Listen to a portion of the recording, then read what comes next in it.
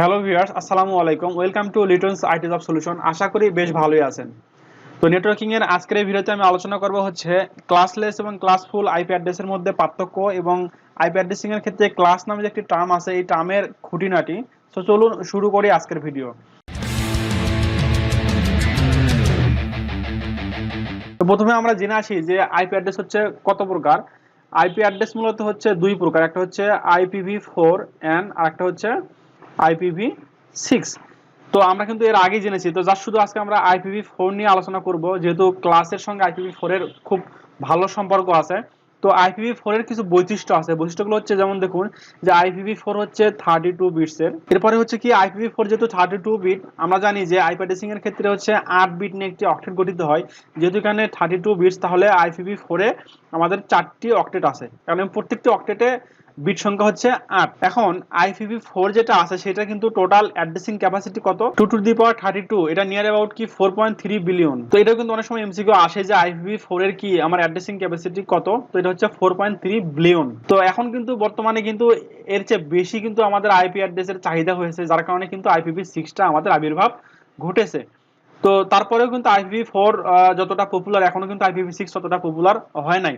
তো এখন আসি যে আসলে ক্লাস কি। ক্লাস মূলত হচ্ছে IPv4 এর যে আইপি গুলো আছে এগুলোকে মূলত 5টি ভাগে ভাগ করা হয়, 5টি ক্লাসে।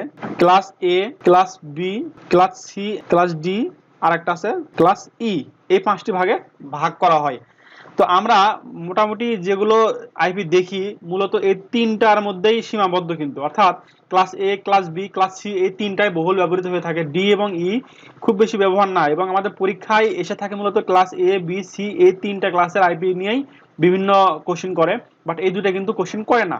এবং ঠিক সিমিলার ভাবে আমরা এই ভিডিওতে এই দুটা ক্লাস নিয়ে কোনো আলোচনা করব না, আমরা শুধুমাত্র এই তিনটা ক্লাস নিয়ে আলোচনা করব। চলুন শুরুতে আমরা ক্লাস এ নিয়ে কিছু কথা বলি। ক্লাস এ দেখুন, ক্লাস এ আমরা যেহেতু দেখে আসলাম যে 4টা অক্টেট আছে হচ্ছে IPv4 এ, তাহলে ক্লাস এ তে কিন্তু 4টা অক্টেট, এরকম করে 4টা ঘর। এখানে 8টা বিট থাকবে, এখানে 8টা বিট, এখানে 8টা বিট এন্ড এখানে 8টা বিট, এই হচ্ছে 32টা বিট মিলে হচ্ছে IPv4। এখন ক্লাস এর ক্ষেত্রে নেটওয়ার্ক বিট হচ্ছে আমার একটা অক্টেট বা ফার্স্ট অক্টেটের ক্ষেত্রে, এবং বাকিগুলো হচ্ছে আমাদের হোস্ট বিট। আচ্ছা, এখন এর মধ্যে কিন্তু প্রত্যেকটাতে কিন্তু 8টা করে বিট আছে, তার মানে 8টা বিট হচ্ছে ক্লাস এর ক্ষেত্রে নেটওয়ার্ক বিট। এই যে অক্টেটটা আছে এই অক্টেটের বা এমএসবি যেটা আছে এটা হচ্ছে এলএসবি। তো এমএসবি তে কিন্তু আমার এই অক্টেটের সর্বনিম্ন ভ্যালু হচ্ছে 0। এই 0 মানে কি, 0 মানে হচ্ছে 8টা 0, 1 2 3 4 5 6 7 8।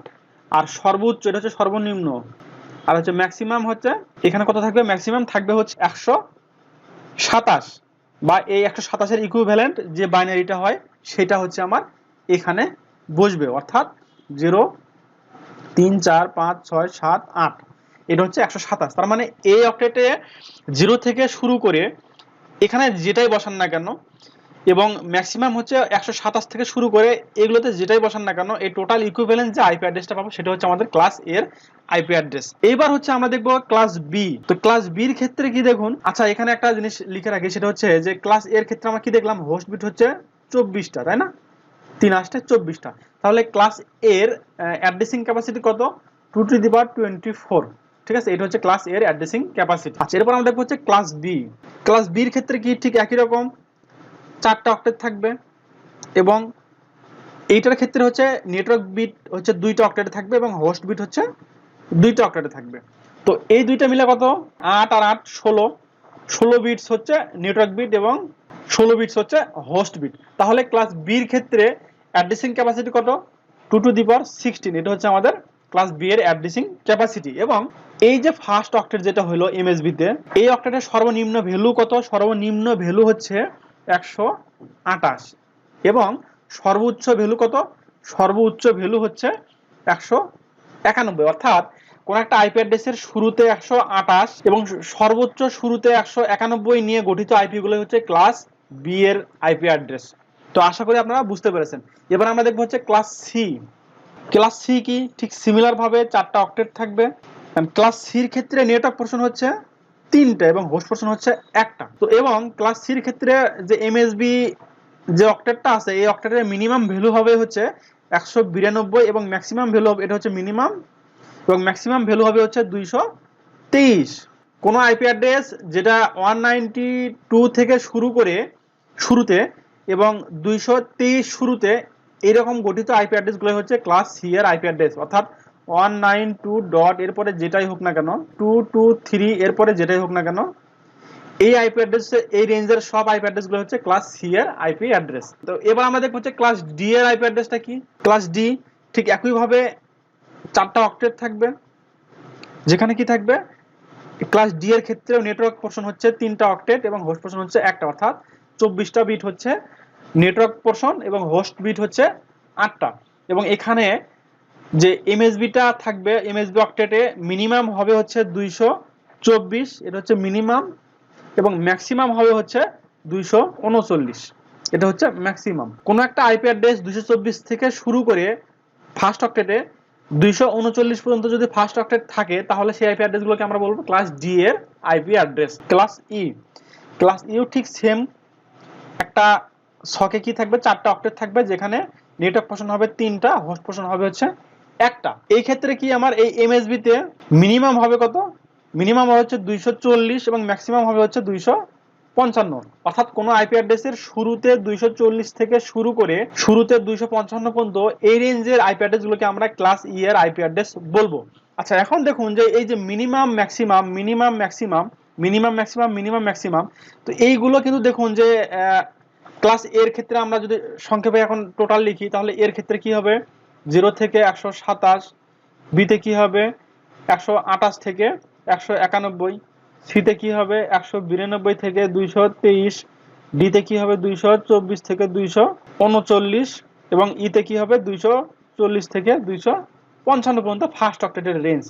এখন এই রেঞ্জ আপনাদের অনেক সময় কিন্তু মনে নাও থাকতে পারে, তো আমি মনে রাখার একটা শর্টকাট টেকনিক আপনাদেরকে বলছি, সেটা হচ্ছে যে A B C D E যদি হয়, আপনারা করবেন কি, এইখানে দেখুন 0 দিলাম, এইখানে 10 দিলাম, এইখানে 110 দিলাম, এইখানে 110 দিলাম, এন্ড এইখানে হচ্ছে 1 এইখানে 0 দিলাম। দেখুন যে এই সিকোয়েন্সটা কিন্তু আমাদের মনে রাখা খুব সহজ, কারণ আমরা কিন্তু ওই যে কি বলে ডিজিটাল ইলেকট্রনিক্স এর মার্কস ডি মার্কস এর ক্ষেত্রে কিন্তু আমরা এই টাইপের, বা ইনকোডার ডিকোডারের ক্ষেত্রে কিন্তু এই টাইপের সিকোয়েন্স আমরা লিখে থাকি। তো এই জন্য বলছি যে আপনারা যদি এইটা মনে নাও রাখতে পারেন, তা আপনারা এটা যদি মনে রাখেন, তাও কিন্তু এই সিকোয়েন্সটা মনে হবে। কিভাবে দেখুন যে ক্লাস এর ক্ষেত্রে ফার্স্ট অক্টেটে কি দেখুন, এখানে আমি 0 রাখছি, এরপরে কি হবে, বাকি 7টা শূন্য দিয়ে 8টা ঘর ফিল আপ করতে হবে, অর্থাৎ এখানে মিনিমাম গুলোই কিন্তু দেওয়া আছে শুধু, তাই না?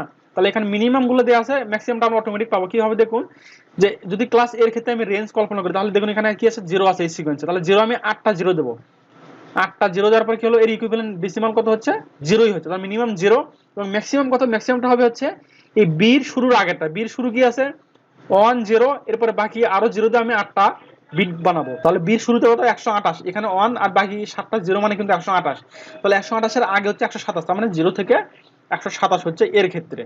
ঠিক সিমিলার ভাবে যদি আমি বি কল্পনা করি, দেখুন যে এখানে 1 0 বাকি আরো 6টা 0 দিয়ে আমি 8টা বিট পূর্ণ করলাম, এবং এর ইকুইভ্যালেন্ট হচ্ছে 128, তাহলে বি শুরু হবে হচ্ছে 128 থেকে এবং শেষ হবে কত থেকে, সি এর আগ পর্যন্ত। সি এর আগ পর্যন্ত মানে কি এখানে 128 আর এখানে হচ্ছে কত দেখুন 32, এই দুটো যোগ করলে কিন্তু কত হয় 192 হয়, ঠিক আছে? তো 192 আগে কত 191, তাহলে 191 পর্যন্ত, অর্থাৎ এখানে হচ্ছে 128 থেকে 191 পর্যন্ত। তো এইভাবে কিন্তু মনে রাখা যায় আসলে। তো আশা করি ক্লাস নিয়ে আপনাদেরকে বলার মতো আর কিছু নেই। তো এইটুকু বেসিক যদি থাকে, তাহলে কোশ্চেন যেভাবে বানিয়ে আসুক আপনারা লিখতে পারবেন। এখন আমাদের ভিডিওর আজকের মেইন টপিক হচ্ছে classful and classless IP address গুলো। তো আমরা ক্লাস দেখে আসলাম, ক্লাসগুলো আসলে কি, এখন আমরা দেখবো ক্লাস ফুল এবং class less IP address. Class এর ক্ষেত্রে দেখুন আমরা কি দেখেছি, হোস্ট বিট কটা ছিল, হোস্ট বিট ছিল হচ্ছে আমার 24টা, বাট নেটওয়ার্ক বিট ছিল হচ্ছে 8টা, তাহলে নেটওয়ার্ক বিট ছিল এখানে একটা ছিল এরকম, এর মানে হচ্ছে 8টা।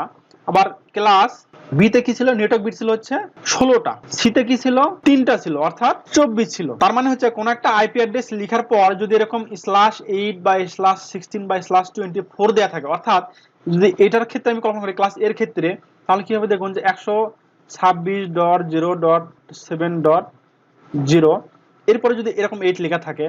আবার ক্লাস বি এর ক্ষেত্রে, ক্লাস বি শুরু হচ্ছে কত 128 থেকে, 100 ধরেন 29 লিখলাম, এখানে 7 × 7 × 7, এখানে হবে 16। আবার ক্লাস সি এর ক্ষেত্রে 192.168.0.1, এখানে হচ্ছে 24। যদি এইভাবে এই স্ল্যাশ গুলো যদি ক্লাস এর ক্ষেত্রে 8, ক্লাস বি এর ক্ষেত্রে 16 এবং ক্লাস সি এর ক্ষেত্রে 24, এই স্ল্যাশ গুলো যদি এই সংখ্যাগুলো থাকে, তখন তাকে আমরা ক্লাস ফুল আইপি অ্যাড্রেস বলবো। তো আমি আবার বলছি, যদি ক্লাসফুল আইপি অ্যাড্রেস মানে হচ্ছে ক্লাসের ক্ষেত্রে যদি স্ল্যাশের পরে 8 থাকে, ক্লাস বির ক্ষেত্রে স্ল্যাশের পরে যদি 16 থাকে, এবং ক্লাস সি আইপি অ্যাড্রেসের ক্ষেত্রে স্ল্যাশের পরে যদি 24 থাকে, তাহলে ওই আইপি গুলোকে আমরা ক্লাসফুল আইপি অ্যাড্রেস বলবো। অর্থাৎ এটাকে আমরা কিন্তু স্ল্যাশ নোটেশন বলি, অর্থাৎ SLASH স্ল্যাশ নোটেশন। তো আমরা হচ্ছে এই যে স্ল্যাশ দিয়ে যে একটা ডিজিট লিখি বা ডেসিমাল ভ্যালু লিখি, তো এটাকে আমরা বলি স্ল্যাশ নোটেশন। এবং এই স্ল্যাশ নোটেশনের ক্ষেত্রে ক্লাস এ, বি এবং সির ক্ষেত্রে যদি 8, 16 এবং 24 থাকে, তাহলে সেটাকে আমরা বলবো ক্লাসফুল আইপি অ্যাড্রেস। এখন ক্লাসলেস আইপি অ্যাড্রেস বলতে কি বোঝায়? ক্লাসলেস আইপি অ্যাড্রেস বলতে বোঝায় হচ্ছে যে এই যে ক্লাসের যে এই নোটেশনগুলো, এই নোটেশনের বাইরে যেগুলো লিখবে সেগুলো হচ্ছে ক্লাসলেস আইপি অ্যাড্রেস। অর্থাৎ যদি এখানে আমি 8 না দিয়ে যদি এখানে আমি 20 দিতাম, তাহলে এটা হচ্ছে ক্লাসলেস আইপি অ্যাড্রেস হতো। আমি বলতাম না কিন্তু ক্লাস এ, তখন বলতাম ক্লাসলেস আইপি অ্যাড্রেস। যদি 126 দিয়ে শুরু /20 দিলাম, তার মানে হচ্ছে ক্লাসলেস আইপি অ্যাড্রেস। আবার এখানে 128 থেকে শুরু 191 পর্যন্ত ফার্স্ট অক্টেটে, তারপরে যদি আমার এখানে 16 না দিয়ে যদি অন্য কোনো কিছু দেওয়া থাকে, তখন তাকে আমরা কি বলবো? ক্লাসলেস আইপি অ্যাড্রেস বলবো। তো মূলত সাবনেটিং থেকে যে কোশ্চেনগুলো আসে সেগুলো কিন্তু ক্লাসলেস আইপি অ্যাড্রেস নিয়ে আসে। এখন ক্লাস ফুল তো ঠিক ছিল, এখন ক্লাসলেস আসলে কেন দরকার হচ্ছে? দেখুন, আমরা কিন্তু ক্লাস এ তে কি দেখে এসেছিলাম? ক্লাস এর হচ্ছে নেটওয়ার্ক বিট ছিল হচ্ছে 8টা, তার মানে হচ্ছে হোস্ট বিট হচ্ছে 24টা। এর মানে ক্লাস এর আইপি দিয়ে আমরা টোটাল কি করব? অ্যাভেলেবল হোস্ট পাবো হচ্ছে 2 টু দি পাওয়ার 24 - 2, এতগুলো পাবো। বাট দেখুন যে যদি আমার নেটওয়ার্কে এর চেয়ে বেশি পিসি দরকার হয়, তখন কিন্তু আমরা কি করতে পারবো না, এই ক্লাসফুল আইপি অ্যাড্রেস বা ক্লাস এর কোন একটা আইপি অ্যাড্রেস আমরা এই /8 দিয়ে ইউজ করতে পারবো না, কারণ আমাদের হচ্ছে আইপির বেশি দরকার। আর বেশি দরকার হওয়ার কারণে কি করতে হয়? আমাদেরকে সাবনেটিং করতে হয়, এবং যার কারণে কি আসছে? ক্লাসলেস এই টার্মটি চলে আসছে, এবং এই ক্লাসলেস হওয়ার কারণে কিন্তু আমরা সাবনেট করতে পারি। তো এই হচ্ছে ক্লাসফুল এবং ক্লাসলেস আইপি অ্যাড্রেসের মধ্যে পার্থক্য। তো আশা করি আপনারা বুঝতে পেরেছেন। তো এরপরে আমরা আরেকটা ইম্পর্টেন্ট টার্ম দেখবো, সেটা হচ্ছে যে লোকাল হোস্ট আইপি অ্যাড্রেস। তো এই লোকাল হোস্ট আইপি অ্যাড্রেসটা আসলে কি? তো এটা অনেক সময় এমসিকিউ পরীক্ষায় এসে থাকে যে লোকাল হোস্ট আইপি অ্যাড্রেস কোনটি। তো লোকাল হোস্ট আইপি অ্যাড্রেস মূলত হচ্ছে 127.0.0. তো আমরা এখন বলবো যে লোকাল হোস্ট আইপি অ্যাড্রেস মানে কি? লোকাল হোস্ট আইপি অ্যাড্রেস মানে হচ্ছে প্রত্যেকটা পিসির যে একটা রুট থাকে, এই রুটের যে আইপি সেটা হচ্ছে আমাদের লোকাল হোস্ট আইপি। অর্থাৎ অনেক সময় দেখবেন যে আপনি ব্রাউজারে যদি এই 127.0.0.1 এটা লিখে যদি আপনি ইন্টারপ্রেস করেন, তারপরে কিন্তু কি হবে? আপনাদের লোকাল হোস্টকে মার্ক করবে, অর্থাৎ এটাকে স্কিপ হয়ে local host LOCL local host এইরকম একটা অ্যাড্রেস চলে আসবে। যারা হচ্ছে ওয়েব ডেভেলপমেন্টের কাজ করেছেন তারা কিন্তু বুঝতে পারছেন যে আইপি অ্যাড্রেসটা কতটা গুরুত্বপূর্ণ, বা লোকাল হোস্ট এই জিনিসটা আসলে কতটা গুরুত্বপূর্ণ টার্ম। তো অনেক সময় পরীক্ষায় কিন্তু এসে থাকে যে লোকাল হোস্ট আইপি অ্যাড্রেসটি উল্লেখ করো, তো তখন আপনারা সরাসরি এটা জাস্ট লিখে দিলে হয়ে যাবে। তো এই ছিল হচ্ছে ক্লাসলেস এবং ক্লাসফুল আইপি অ্যাড্রেস এবং আজকের ভিডিও। তো আশা করি ভিডিওটি অনেক ভালো লেগেছে। আমরা নেক্সট ভিডিওতে দেখবো হচ্ছে সাবনেটিং এর শর্ট টেকনিক ইউজ করে কিভাবে সাবনেটিং করতে হয়। তো সে পর্যন্ত ভালো থাকবেন। ধন্যবাদ সবাইকে। আসসালামু আলাইকুম।